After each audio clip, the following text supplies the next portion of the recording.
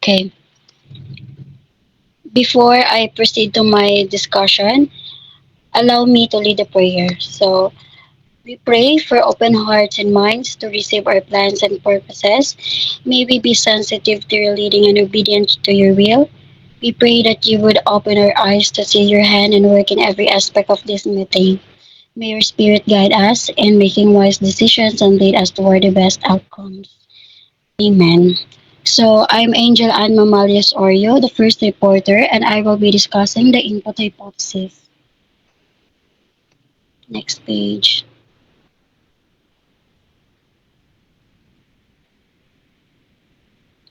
The objectives of this discussion is define the input hypothesis, analyze the different types of a hypothesis, and cultivating a learning of language acquisition.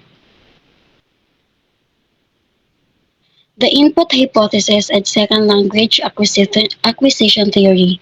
The input hypothesis is a key concept in second language acquisition SLA theory, which was proposed by linguist Stephen Krashen in 1970s. It is one of the central ideas in his broader theory of SLA, which also includes other hypotheses such as acquisition, learning hypothesis, monitor hypothesis, natural order hypothesis, and the affective learning hypothesis.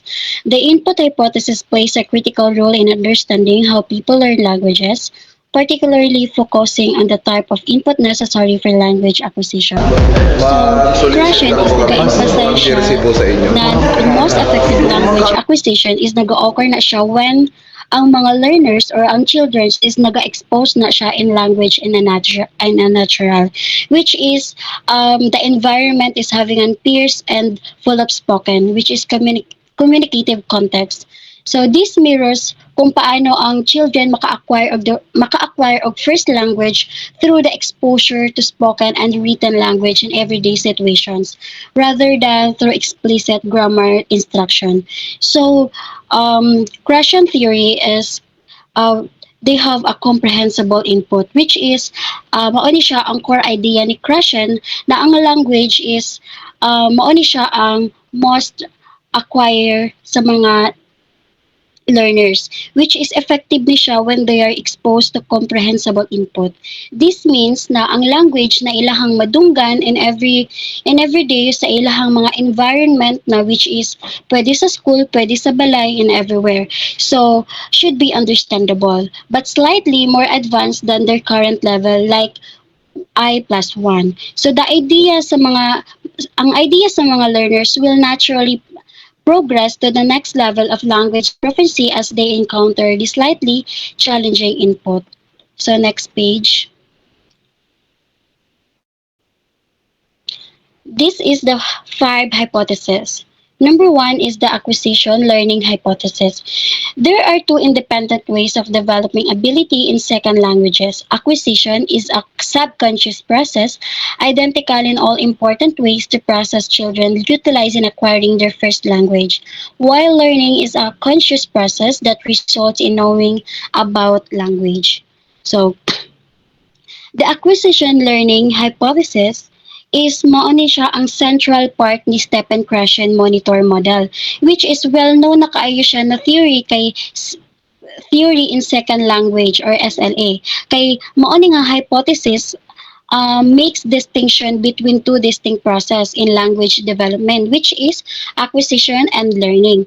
According kay Krashen, ang kaninga process is pwede siya mag-progress in different in nature, and they contribute to language proficiency in different ways. So they have a concepts of acquisition learning hypothesis, which is the acquisition. Nag-refer ni siya na subconscious ni siya nga process by which people na maka-pick up og mga language sa iyahang environment. Like how kung paano ang children maka-learn, makatuon sa ilahang first language. Kani nga process nahitabo ni siya or mahitabo na siya naturally when ang mga learners ma-expose na siya sa mga language in meaningful context. So, through interaction, collaboration, communication, exposure sa mga tanang butang nga pwede nila matun-an, and being understandable sa mga language nila as a whole rather than focusing on a explicit rules of grammar. So ang acquisition nahitabo na siya when learners is slightly more advanced no hinahinay nila nga mahinay-hinay nila na ma-adapt ang mga language gikan sa iyahang mga palibot. So, number two is the natural order hypothesis. So, this hypothesis was the first proposed for second language acquisition by Quarter 1967. It states that we acquire the rules of language in a predictable order, some rules tending to come early and others late. The order does not appear to be determined solely by formal simplicity, and there is evidence that is independent of in the order in which rules are taught in language classes. So the natural order hypothesis is mani siya ang another key component of Stephen Krashen monitor model. Kani nga hypothesis is nagaposits na siya na ang language learner maka-acquire na sila sa grammatical structures in a predictable fixed sequence. So kani nga sequence is largely independent na siya sa mga learner's age, mga teaching method ug sa mga specific language na natun-an nila. So they have a key concept of the natural order hypothesis, which is grammatical structures follow a predictable order. So ang kani nga natural order is mauni siya ang mga learners na maka-acquire og grammatical structure which is consistent po siya sa mga learners. Example ana in English, learners tend to acquire the present progressive tense which is I am eating. So, mao na siya ang present progressive tense, I am eating. Before, more complex structures like the third person singular verb terms, mahimo na siyang she eats. So, mao na ang example of natural order. So, next page. Sige, go. Okay. Number three, the monitor hypothesis. This hypothesis states how acquisition and learning are used in production. Our ability to produce utterances in another language come from our acquired competence. From our subconscious knowledge, learning conscious knowledge serves only as an editor or monitor. So the monitor hypothesis is mauna siya ang another component ni Krashen of second language acquisition or ginatawag na SLA. Kani nga hypothesis is gina-address niya kung paano ang mga learners na conscious sila sa ilahang knowledge of grammar and language rules can makaapekto sa ilahang second language na ginagamit. Na particularly nag-focus ni siya on the role of conscious or ginatawag na monitoring in language production. So kani siya it explains kung paano ang learners na nagagamit o gina-acquire nila ang knowledge of the language rules to monitor their speech or writing in real time. And kung paano nila i-process ang mga na-influensahan or paano nila na-process ang kanang mga language na ilahang na-adapt into environment. So, they have a concept of the monitor hypothesis. So, ang role sa monitor or ginatawag na monitoring is mao ni siya ang mental mechanism na ang learners use to check or correct or modify sa ilang language na ginagamit or sa ilang language output. So, mao ni siya ang internal device na that draws on the explicit grammatical knowledge na ang mga learners maka-acquire sa ilahang language or formal learning or learning the rules of language. Kanina context, ang learners ani might have consciously na maka-recall o grammar's rules and vocabulary para ma-ensure nila na ang ilahang speech o writing is tama. So, number 4 is the input hypothesis. So the input hypothesis is claims that human acquire language in only one way by understanding messages or by receiving comprehensible input. We progress the natural order. So, isa po ni siya sa central components ni Stephen Krashen monitor model na ang proposes ani is mao ni siya ang language learners acquire language most effectively kung i-expose ang mga children or expose ang mga learners into comprehensible input. So language is that just beyond their current level or proficiency, or this hypothesis is na siya profound impact on language teaching and na-influensahan po ni siya sa kanang mga collaboration and mga socialization and communicative and immersion based language teaching methods.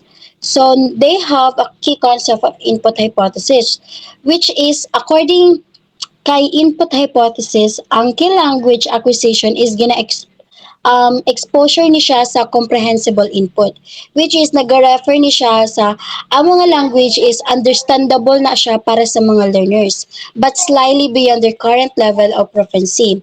So this exposure no allow the learner to gradually acquire na hinay-hinay nilang ma-adapt ang mga words or ang mga salita nagikan sa ilahang mga peers or sa ilahang mga environmental or sa ilahang mga palibot na features without being explicitly taught them. So over time, ang mga learners makakomprehend na sila og expanded no na ma-adapt nila ang mga iba't ibang words and they internalize these new structures which is becomes part of their language competence. Next page.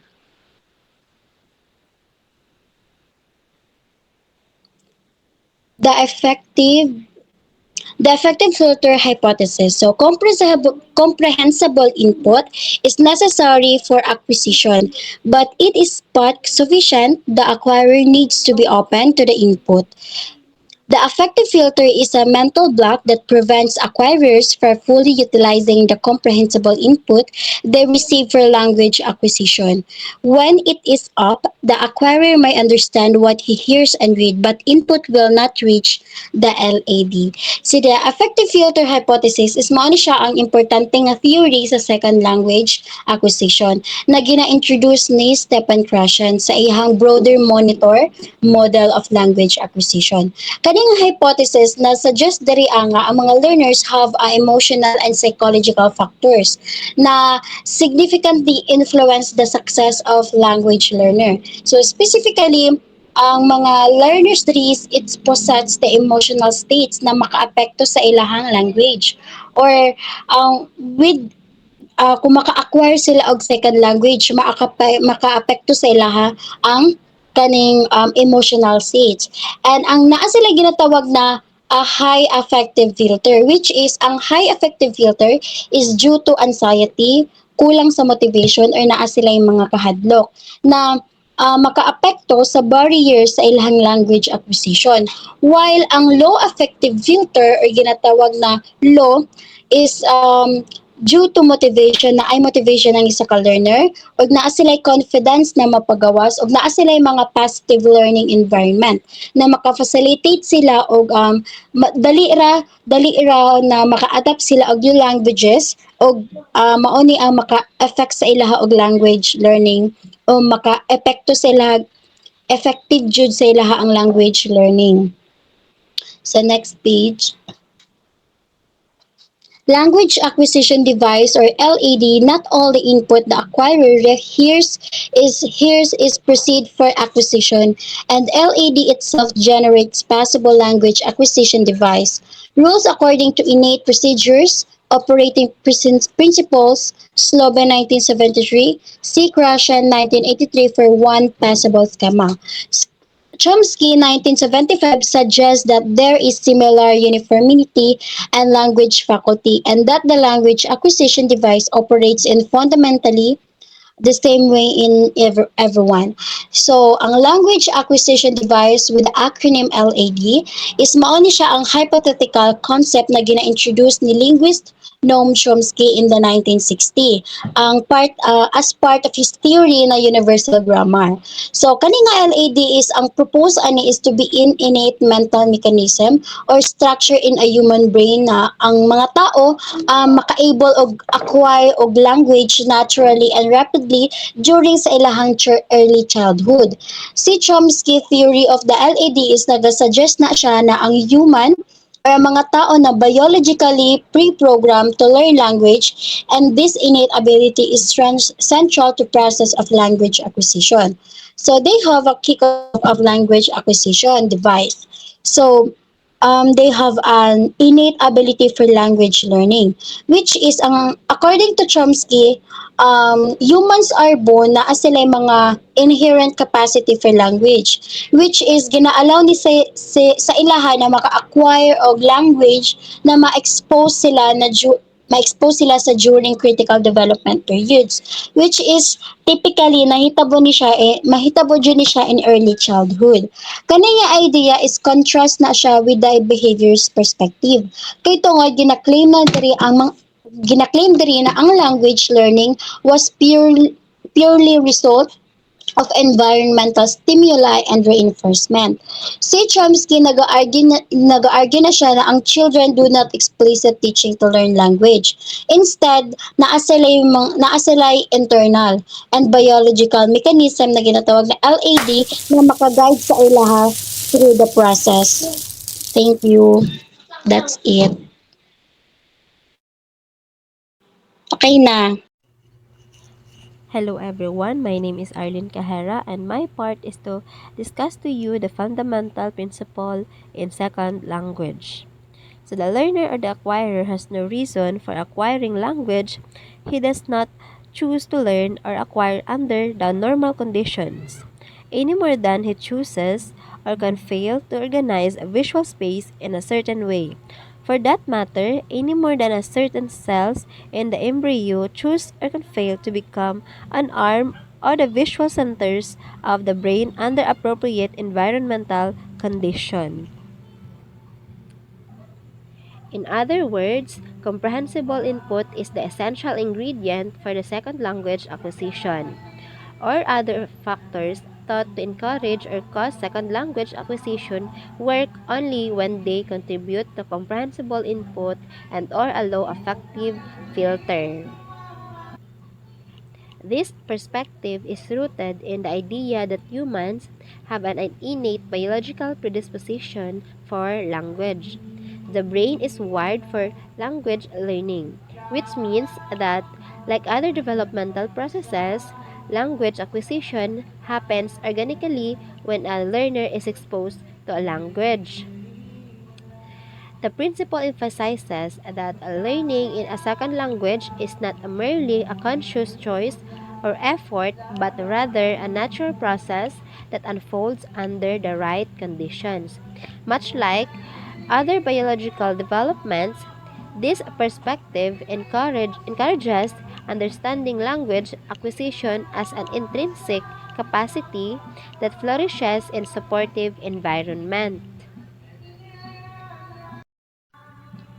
And first is comprehensible input. This is the idea that language learners acquire second language most effectively when they are exposed to language that is just above their current proficiency level, often described as I plus 1. In other words, the language must be understandable to the learner but still challenging enough to promote learning. This input can come in various forms such as a spoken language, written text, or media. And next is affective filter. This refers to the emotional and psychological factors that can either facilitate or hinder language learning. If a learner is anxious, frustrated, or lacks of motivation, they may not be able to absorb language effectively because their filter is high, which block the input from reaching their mental language organ. And when the learners feel relaxed, motivated, and confident, their affective filter is low, making them more receptive to the learning and allowing comprehensible input to sink in. And the next one is automatic language acquisition. The idea that language acquisition is an automatic, natural process that happens when the conditions are right. Just like the human body develops organs and systems without conscious effort, The language organ, or the brain's ability to acquire language, functions automatically when the learner is exposed to appropriate language input. This process does not require conscious effort, explicit instruction, or a desire to learn the language. Rather, it happens naturally when the learner is exposed to comprehensible input and the affective filter is low.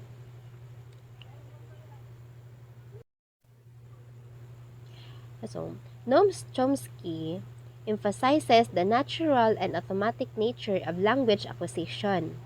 First, the learner or the acquirer has no reason for acquiring the language.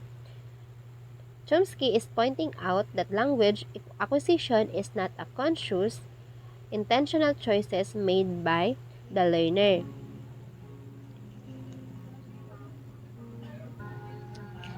That means people don't choose to learn a language in the way they might choose to pick up a skill like playing an instrument. Instead, the process is automatic and is triggered by natural exposure to language. Number two, he does not choose to learn or acquire under normal conditions. The language acquisition, according to Chomsky, happens passively as a result of being exposed to language in the environment, not because the individual actively decides to study or learn it.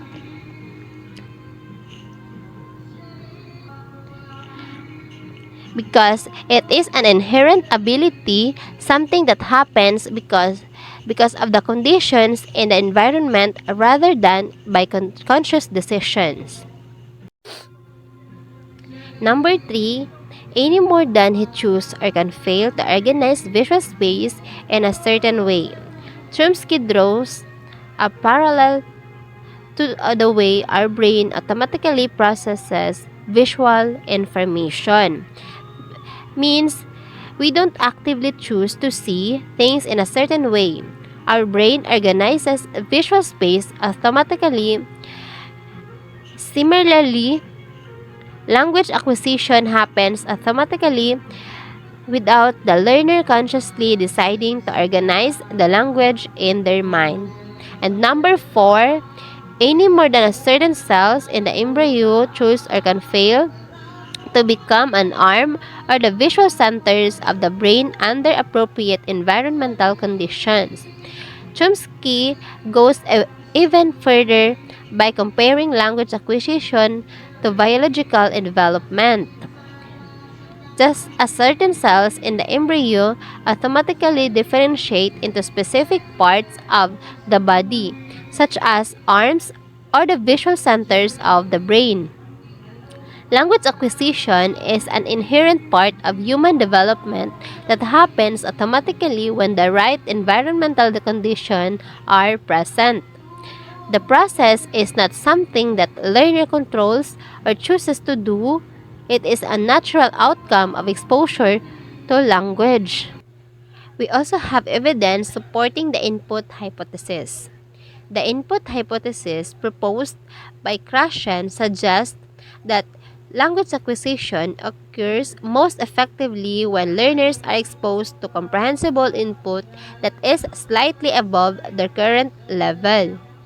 Evidence supporting this includes studies showing that language learners, whether in naturalistic settings or classrooms, acquire language more effectively when they engage with language that challenges them but remains understandable. Research in immersion programs, longitudinal studies, and experimental studies all supports the idea that exposure to appropriate and meaningful input accelerates language learning, highlighting the central role of input in the acquisition process. This means that language should be challenging but still understandable. Studies including those in immersion programs and classroom settings shows that learners progress faster when they engage with language that is both meaningfully and slightly advance for them. This emphasizes that the importance of exposure to comprehensible input as a key factor in language learning. Next is caretaker speech. The simplified, often exaggerated language used by adults when speaking to young children supports language acquisition by making input more comprehensible. While caretaker speech is simplified in vocabulary, sentence structure, and pronunciation. It is not designed for explicit teaching, but instead, its purpose is to facilitate communication by ensuring the child can understand and engage with with the language. Key features like focusing on the here and now, which is the immediate context, help make the input more accessible, reinforcing Krashen's input hypothesis that comprehensible input is essential for language learning. And next is the teacher's talk, the language of classroom management in second language classes. These are the language we can acquire as a learner from our teacher's discussion or the discussion in our classroom. Next is the foreigner talk, the adjustment made by native speakers when talking to a non-native speakers. As we can observe, when talking to a non-native speakers, we are making some adjustments so we could understand them, and at the same time we could also learn from their language. And that would be all my part. Thank you very much. Hello, everyone. Ay. Hello, everyone, and good day to Sir Jeff. I am Eunice S. Silverio, the third reporter of Input Hypothesis, and my part is the silent period. So, what is silent period? A phase where children is acquiring a second language and remain mostly silent for several months, typically using a limited set of memorized phrases they don't fully understand. So the silent period is where the children is acquiring their second language and stay silent to absorb the language they need or they want to learn.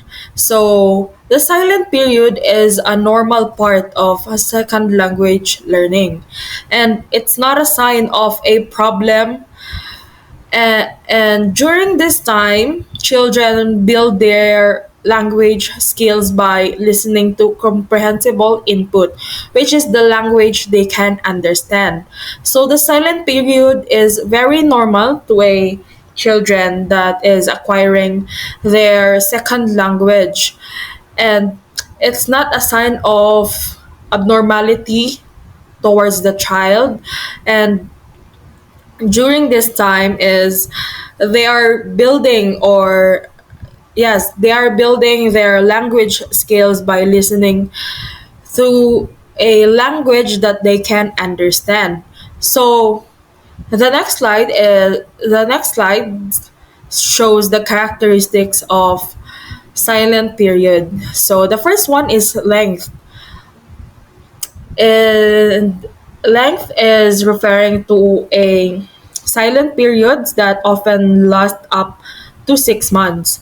So in 6 months, the children is what I'm sorry for the background noise.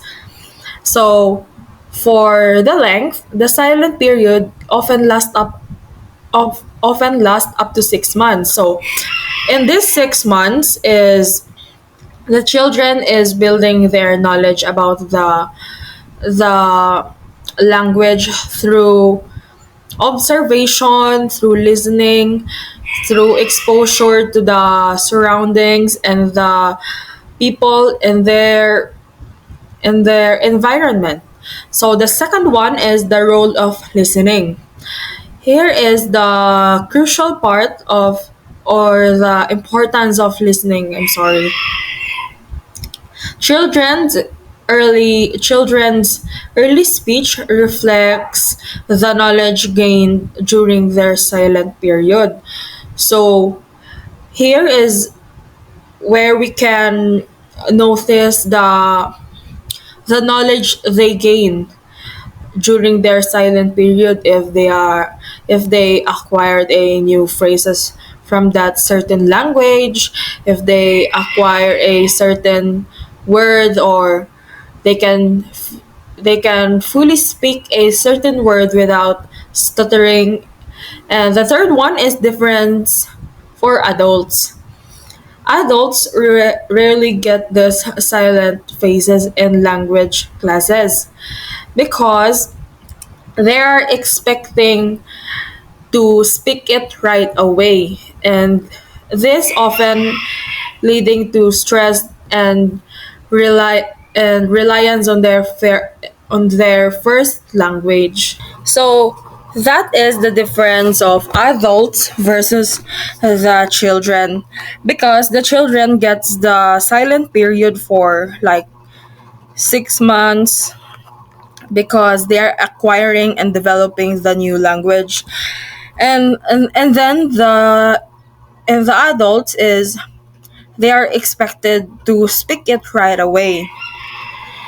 So that is the characteristics of the silent period.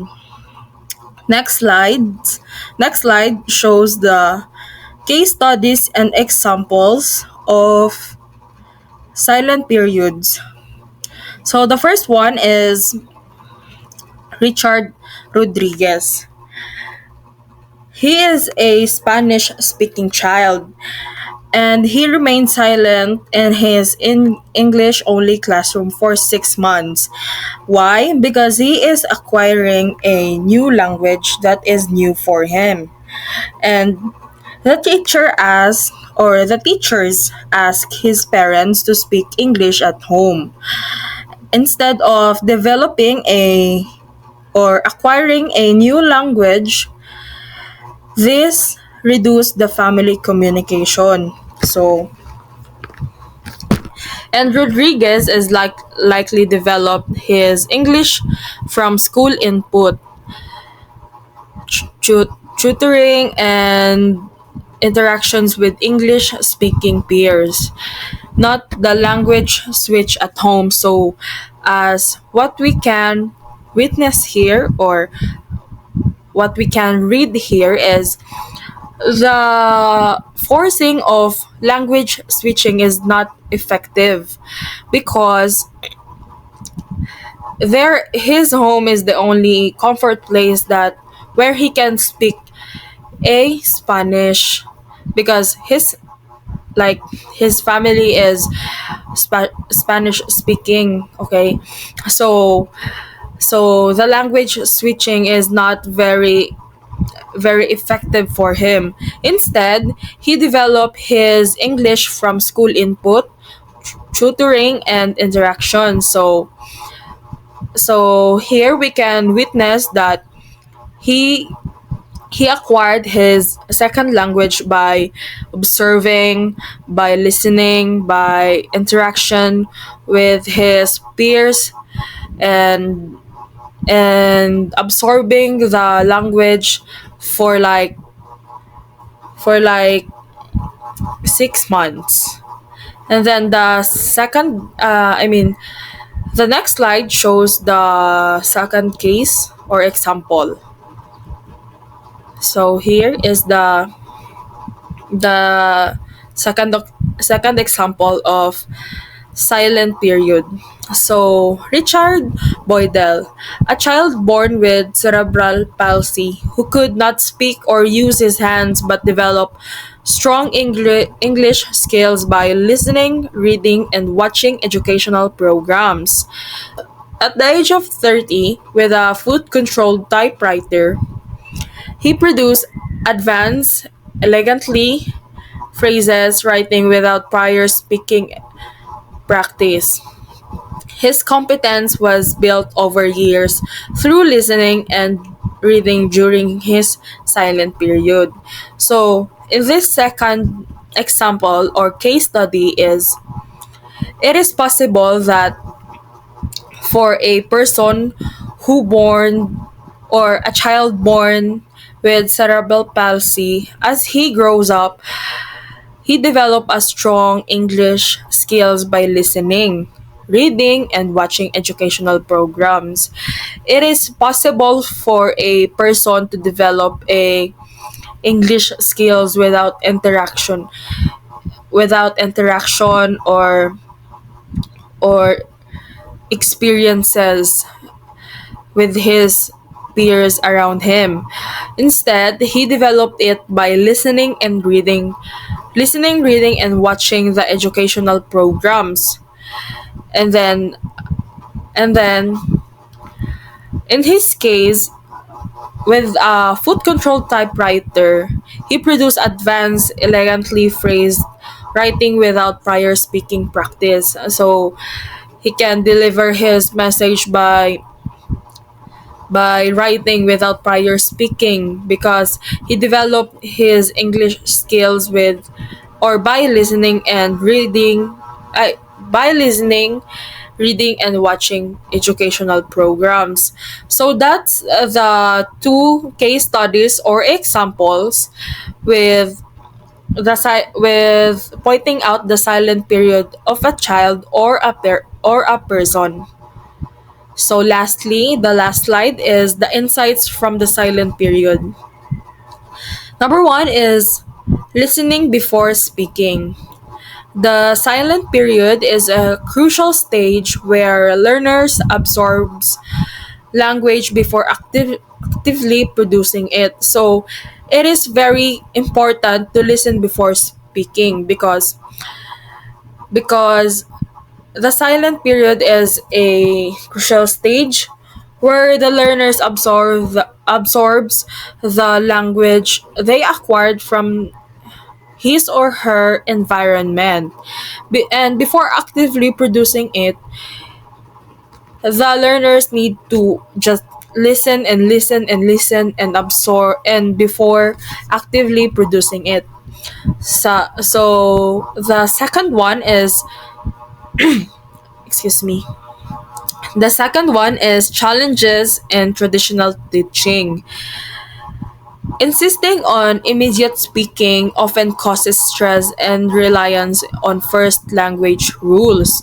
So here it states the challenges in traditional teaching because the instructors often do that immediate speaking, that insisting on immediate speaking on the learners without making them think na they might feel or they might cause stress and the learners may rely on their first language rules. And then the last one is learning through input. Success in language acquisition depends heavily on exposure to comprehensible and meaningful input, as seen in the case studies. So it is very important too that heavily on exposure to comprehensible input. I mean, comprehensible and meaningful input is what I'm sorry, wait. So the input is what brings the success in language acquisition, and it also depends on heavily exposure to comprehensible and meaningful input, which means is the more you expose the learner to a comprehensible or understandable input is what brings the success of language acquisition or learning the second language. And that's all my part. Thank you. Good afternoon, everyone. This is Dana Camarista, and today I will be discussing about the age differences in second language acquisition. So let's start. So I will not be reading what's in the PPT. I will just explain it directly, and I hope you all listen and learn something today. So Krashen's work on age differences and second language acquisition is based on two key hypotheses. So these are the input hypothesis and the affective filter hypothesis. So what is input hypothesis? So input hypothesis suggests that language acquisition occurs when learners are exposed to comprehensible input, meaning language that is slightly above their current level of understanding.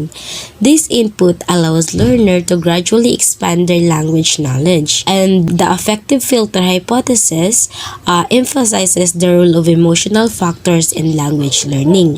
A low affective filter characterized by positive emotions, motivations, and self-confidence, so which facilitate language acquisition.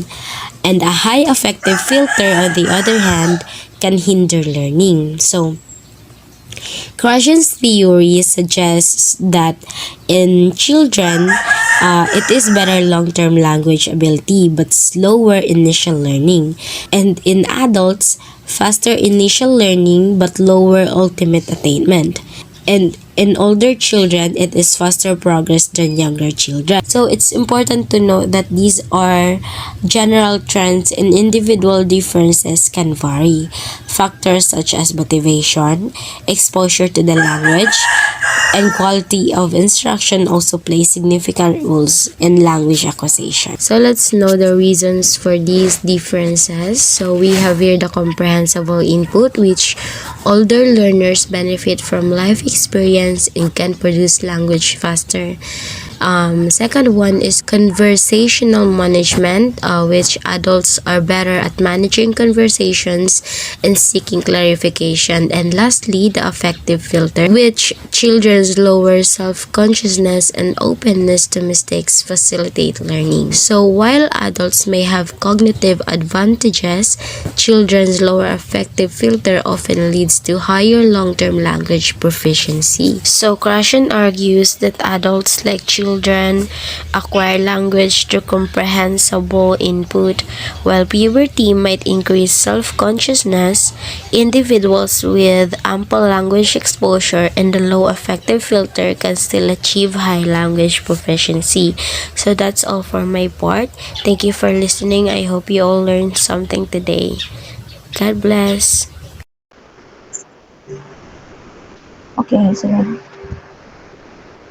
so hello everyone. So I am Chantali S. Funa, and I am the one to report the effect of instruction.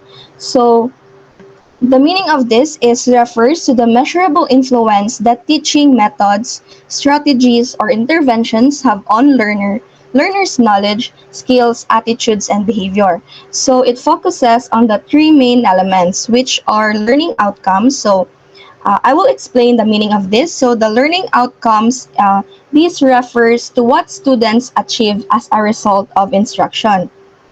It includes improvements in knowledge, skills, attitudes, and behavior. So we as a teacher or we as a future teacher aim for specific outcomes such as better communication skills or deeper understanding of concepts. The next one is teaching methods. So these are the approaches or techniques used by educators to deliver the lessons. So for example, a teacher might use group discussions or and making storytelling or hands-on activities to engage students and facilitate learning. The third one is contextual factors. So these are external elements that can affect the teaching and learning process. So example is include the classroom environment, availability of resources like books or technology, and the student's cultural or social background. So these slides emphasize that the success of teaching depends on balancing these three elements, which are the learning outcomes, teaching methods, contextual factors. So effective instruction happens when teaching methods are aligned with desired learning outcomes and adapted to the contextual factors that influence students. Next slide.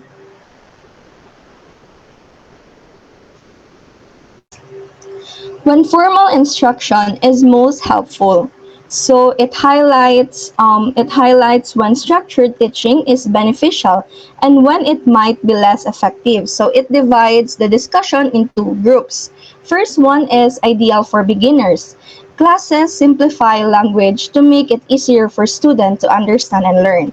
That means formal instruction is particularly helpful for students who are just starting to learn. So classes simplify language and breaking it down into manageable steps. So making it easier for beginners to understand and learn foundational skills. Uh, the second one is less effective for advanced learners. So advanced students can already understand real-world input. That means who already have a good grasp of the basics for the students who have advanced and may find formal instruction and less effective. So these learners are often capable of understanding real-world input, such as authentic materials, conversations, or media, without needing the structured guidance that beginners require. So formal instruction works best for beginners who need clear guidance, but advanced learners benefit more from engaging with real-world contexts and independent learning opportunities. So this distinction helps teachers adapt their methods based on the proficiency level of their students. Next slide. Implications for students. So it explains how different types of learners, beginners and advanced, should approach learning based on their current level. So it provides guidance on what each group should focus on to enhance their skills. Uh, First is for beginners. So focus on language classes to build foundational skills. So that means beginners should concentrate on language classes to build foundational skills. These classes these classes provide the structure and basics necessary to develop their understanding of the language, such as vocabulary, grammar, and pronunciation. Next one is for advanced learners. That means seek real-world practice such as conversations and subject classes. That means this includes engaging in activities like conversations, participating in subject-based classes, or applying their knowledge in practical authentic settings. So, these slides emphasize that beginners should focus on structured learning to develop a strong foundation, while advanced learners should move beyond the classroom and practice their skills in real-world contexts to achieve mastery. So, it underscores the importance of tailoring learning strategies based on the learner's proficiency level. Next reporter.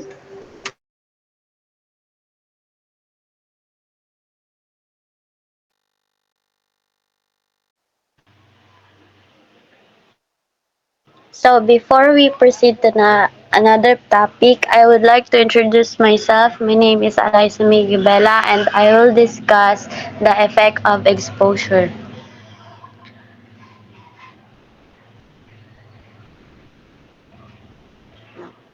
Several studies conclude that more exposure to a second language result in increased proficiency, while other studies show little or no relationship between exposure and proficiency. In Krasha 1982, I reviewed the studies and argued that in case where exposure really entails comprehensible input as in some school situations, we see we see a relationship where exposure does not entail comprehensible input. An immigrant in a situation in which he can continue to use his first language and uses the second language very little, we see a much weaker or no relationship. So the comprehensible input is defined as language that is understood by the learner, is the driving force behind language acquisition. So, pag ang exposure is with the comprehensible input, na siya positive relationship. So, in a situation where exposure is accompanied by comprehensible input, such as in structured school settings, a positive relationship between exposure and proficiency is observed. This is because learners are actively engaged with the language in a way that allows them to understand and process it. For instance, a student enrolled in a Spanish class who regularly attends lectures, participate and discussions, and complete assignments will likely experience increased proficiency in Spanish. This is because they are consistently exposed to comprehensible input through various activities that facilitate understanding and language acquisition. Pero pag ang exposure without comprehensible, ang relationship kay mahimong weaker. For example, an immigrant who works in a factory where everyone speaks, speaks the same native language and has limited social interactions, and the new language may not experience significant language development despite years of exposure. This is because they are not receiving enough comprehensible input to facilitate language acquisition. So overall, the effect of exposure to a second language on proficiency is heavily influenced by presence of comprehensible input. When exposure is accompanied by comprehensible input, a positive relationship is observed, leading to increased proficiency. However, when exposure occurs with comprehensible input, the relationship weakens or disappears. This understanding is crucial for developing effective language learning strategies that prioritize meaningful and engagement with the target of language. So that would be all. Thank you.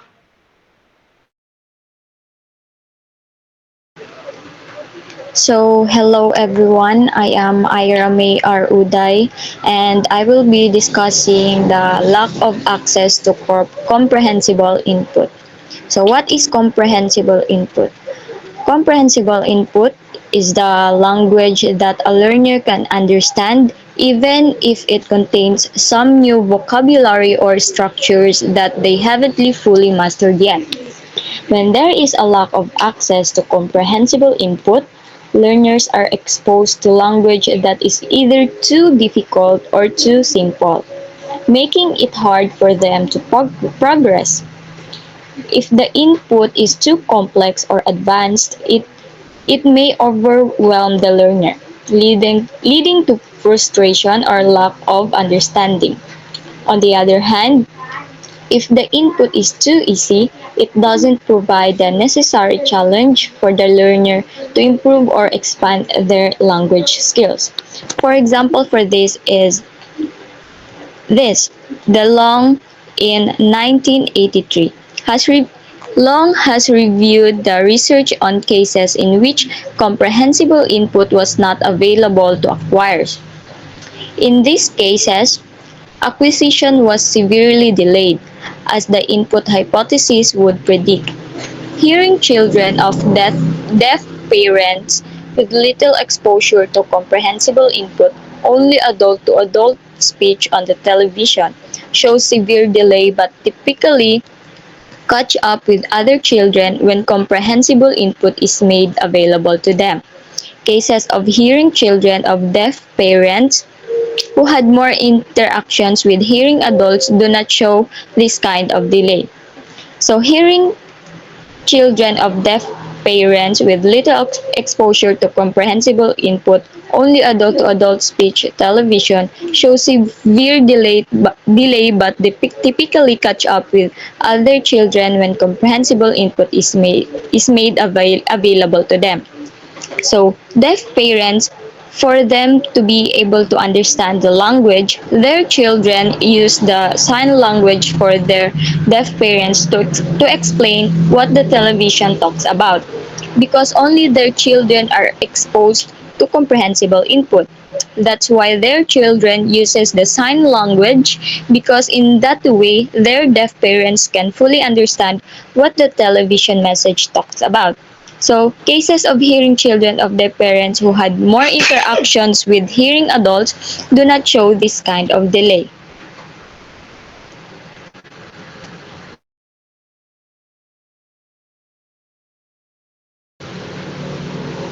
Next, please. Hi everyone, I'm Serlin Salceda and I'm going to discuss the method comparison research. Method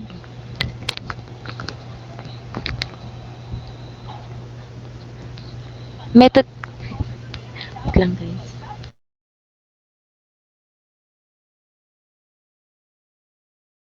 Okay, let's continue.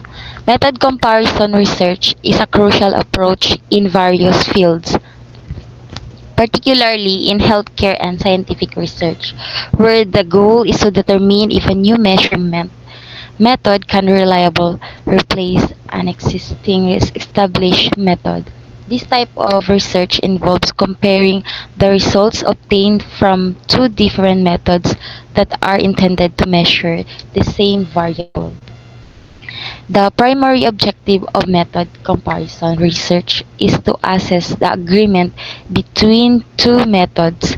This involves evaluating whether the measurements obtained using the new method are consistent with those obtained using the established methods. That would be all my part.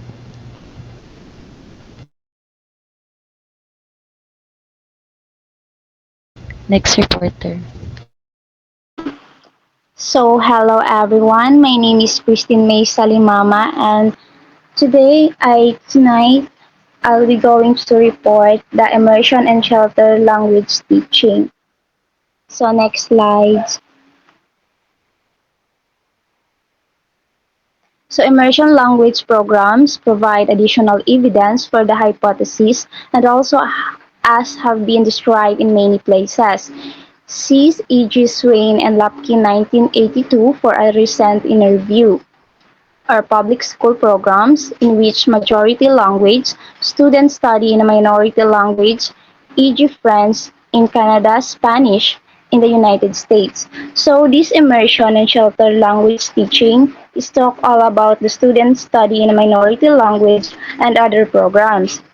And also, in shelter language, teaching involves clearly defined language and content, objectives, modified curriculum, supplementary materials, and alternative assessment in many places. So, next slides. There are many types of immersion program. They all have succeed in encouraging very high levels of social language proficiency. So, immersion students do not usually achieve full native competence in the second language. While they are in program, they typically have an accent and make some grammatical errors when they speak. Next slides. According to Lambert and Tucker 1972, conclude on basis of their extensive research that there is no question that given opportunity to use French in diverse social situations. So immersion children could become distinguishable from native speakers French in their oral expression. At the same time, they would profit from the instruction presented either of their languages. So next slide.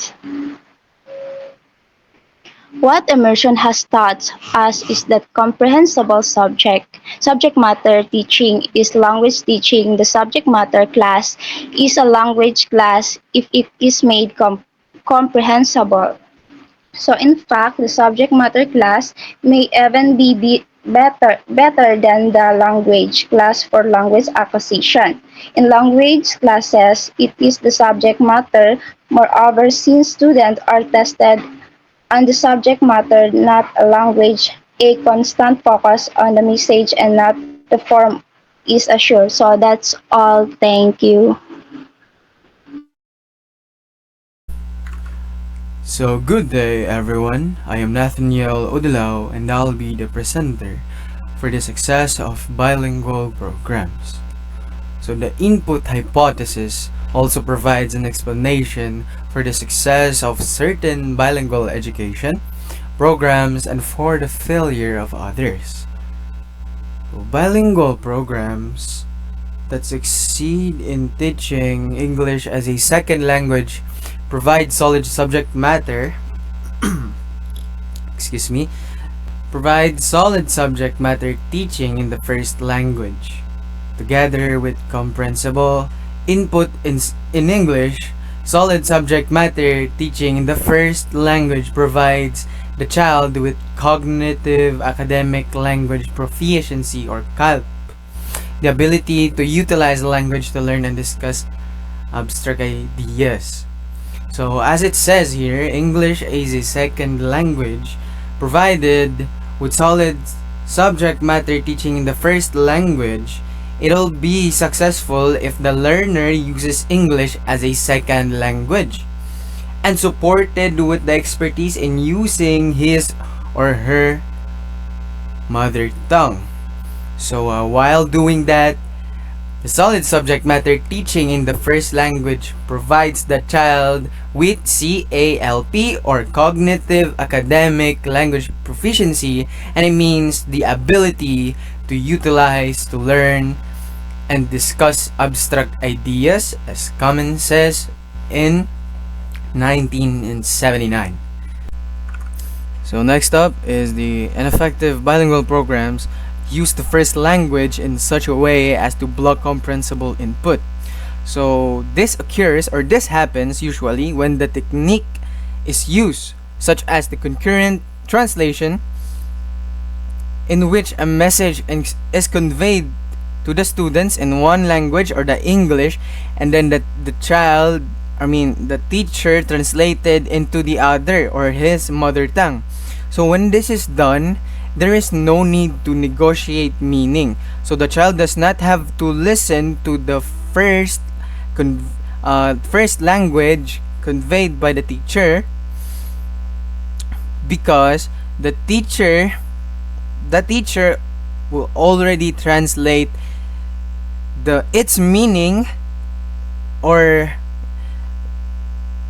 the teacher will translate the message into the child's mother tongue, or the language that he is more expert. So research has confirmed this theoretical prediction, Legarreta said in 1979. So properly designed immersion programs and the bilingual programs, according to this analysis, work for the same reason. They both supply comprehensible input. So insights from both can be effectively combined. Sheltered classes in English to supply comprehensible input directly, and solid subject matter teaching in the first language to supply the background information that will help make English input more comprehensible. And let's go for the next one. Thank you. So I hope you guys learned a lot in our lesson for today. Thank you so much for watching. Thank you so much for watching. Goodbye.